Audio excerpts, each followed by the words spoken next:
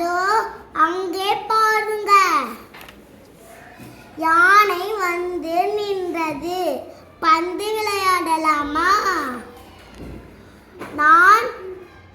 நான் வாளால் தட்டுகிறேன், நான் கையால் தட்டுகிறேன், நான் கொம்பால் தட்டுகிறேன், நான் காலால் உதைக்கிறேன், நான் தலையால் தடுக்கிறேன், நான் தும்பிக்கையால் அடிக்கிறேன். அனைவரும் பந்தை